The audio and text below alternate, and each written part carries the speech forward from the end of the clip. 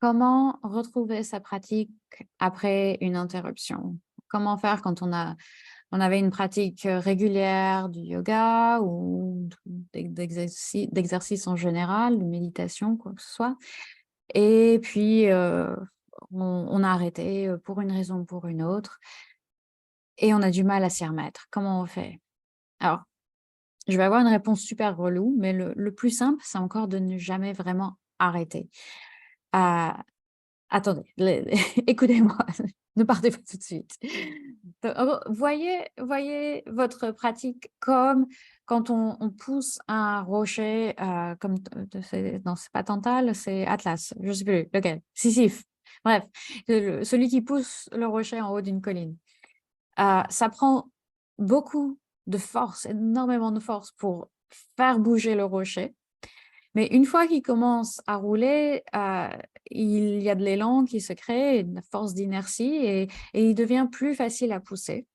Par contre, si on s'arrête, non seulement, le rocher s'arrête, mais en plus il commence à rouler, vers le bas de la colline à nouveau, vers nous, voilà, vers le bas de la colline. Donc quand on interrompt sa pratique, non seulement on arrête de recevoir les bienfaits de la pratique, mais en plus on se dirige lentement vers notre point de départ. Et il faut énormément d'énergie pour recommencer à pousser le rocher dans la bonne direction.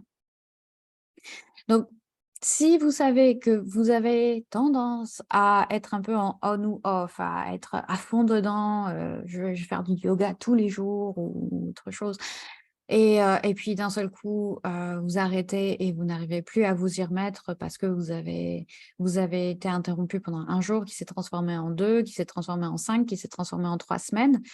Heu, je voudrais vous donner un petit challenge qui s'appelle No Zero Days.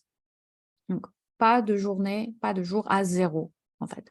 Pas de jour avec rien et il faut pas faire beaucoup, mais il faut faire une chose tous les jours. Juste pour continuer à conserver cet élan et c'est un élan dont je parlais aussi d'ailleurs dans l'épisode sur la motivation.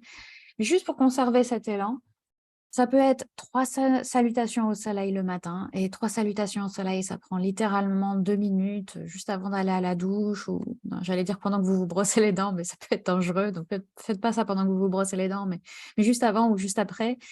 Ou ça peut être, 10 minutes de marche, le midi après votre repas. Ça peut être 5 minutes de méditation ou de pranayama, de respiration juste avant d'aller dormir. Juste une chose à faire tous les jours, chaque jour, chaque jour, chaque jour, on fait quelque chose, même si c'est pas grand-chose. Mais c'est juste pour garder l'élan, pour continuer à prendre soin de soi, pour continuer à construire ce muscle de la routine. Et ça voudra dire aussi que vous n'aurez jamais à retourner en piste, jamais plus à retourner en piste, à vous relancer dans cette pratique et ce qui peut être tellement dur, vraiment tellement dur et je le comprends.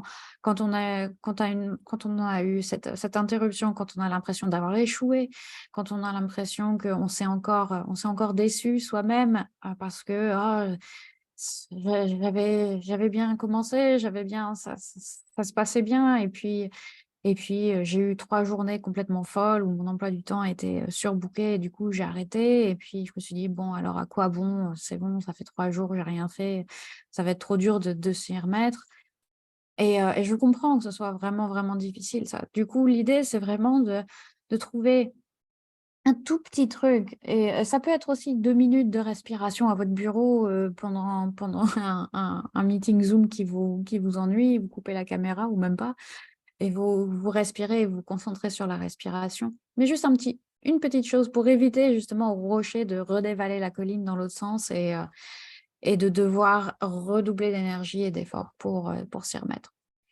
Si vous voulez du soutien, si vous voulez des encouragements, si vous voulez une structure, si vous voulez quelqu'un qui vous botte les fesses pour que vous continuez à pousser ce satané rocher, n'hésitez pas à me contacter yogawithclem.com/fr, les médias sociaux, les réseaux sociaux, Instagram, Facebook, Yoga with Clem, je suis là et je suis toujours ravie de discuter avec vous, de vous aider, même si on ne travaille pas ensemble, ça me fait toujours plaisir de discuter.